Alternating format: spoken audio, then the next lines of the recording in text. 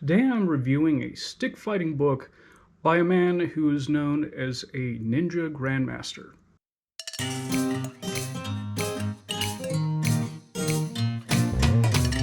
Hi guys, my name is Joe and welcome to Fighting Words, the martial arts library.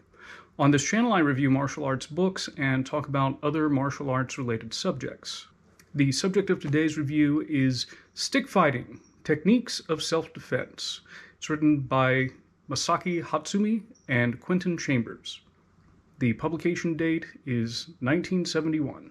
Now, Mr. Hatsumi, as I sort of said up front, he's mostly known as the Grandmaster of the Bujinkan Budo Taijutsu organization. The Bujinkan teaches martial arts from 9 different traditional Japanese schools, according to their website.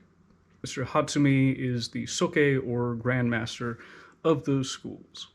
Mr. Chambers is a gentleman who has studied Koryu, or old school Japanese martial arts. He was also traveling with Don Draeger, who was one of the first Westerners to really try to categorize not just Japanese martial arts, but martial arts from around the world. Among his instructor qualifications include a Menkyo Kaiden, or certificate of teaching in Shindo Musoryu, and a Mokoroku, or catalog, in Tenshin Shoden Katori Shintoryu. As for the book itself, according to the intro, the techniques are drawn from Kukishinryu, and that uses a hanbo, or a stick roughly 3 feet long, as well as smaller sticks.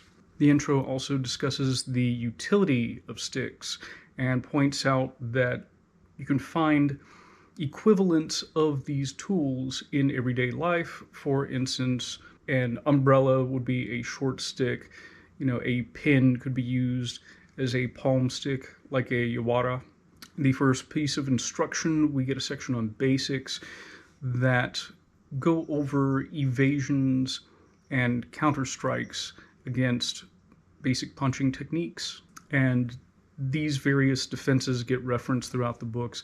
Now, the punching technique that gets used is essentially a lunge punch.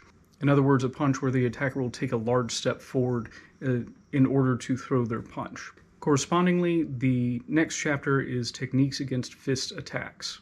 In this section, we see a lot of locks and takedowns that are preceded by strikes to the attacking limb. So the opponent will step forward and punch, and the defender will use one of their evasions and strike the arm with their stick before moving into a lock or takedown. Next is a chapter on techniques against foot attacks. Most of this consists of blocking maneuvers, but there are counters shown. Following that is a chapter against attacks in the form of wrist holds. So the attacker grabs your wrist, and you respond to that. Again, the length of the stick varies for these demonstrations. Some of them are quite short.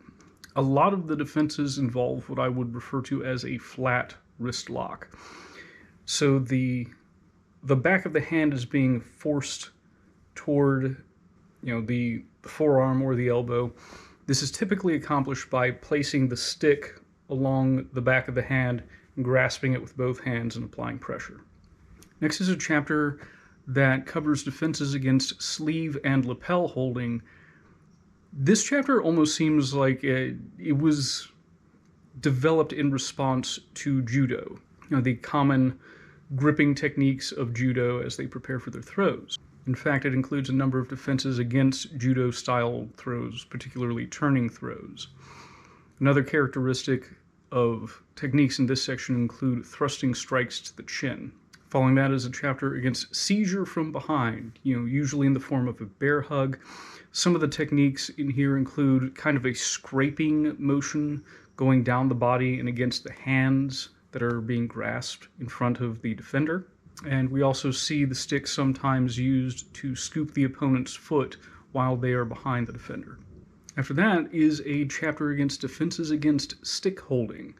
And one of the characteristics of the techniques here is what might be referred to as Nikyo style wrist locks. That's a term for a type of wrist lock done in Aikido where you're sort of forcing the pinky side of the hand toward the forearm.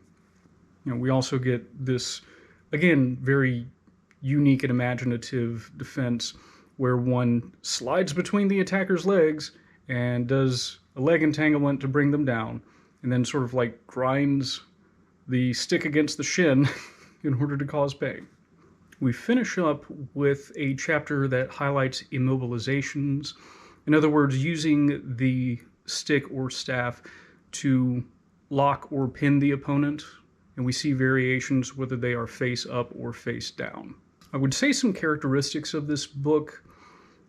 We see particularly with the hanbo, the longer of the sticks, which is still pretty short, we see some sliding handwork where the hand will slide up or down the length of the stick in order to adjust where it needs to be used to strike with.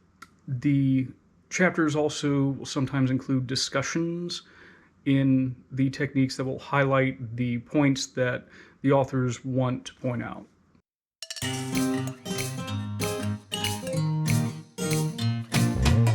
As far as the prose go, I really do like the discussions parts of the book where we get to see, specific points of the various techniques being highlighted.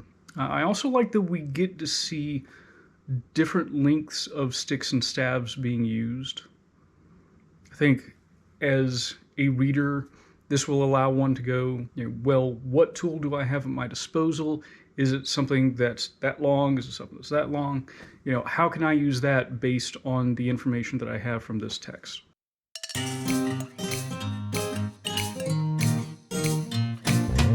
As far as the cons go, I think the big one is it is not alone in this, but it sort of falls into the lunge punch problem, where an attacker will step forward with an unrealistic attack, then freeze in place and let the defense occur, which is completely unrealistic.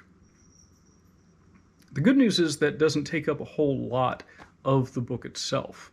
I think it could have also been organized a little bit better regarding the length of stick that is being used.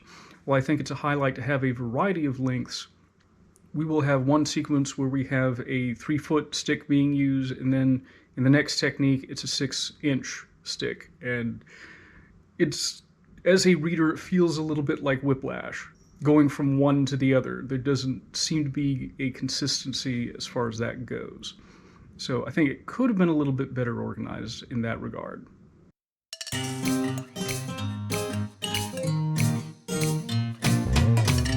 As far as recommendations go, I like using a stick to lock the opponent sequences in here.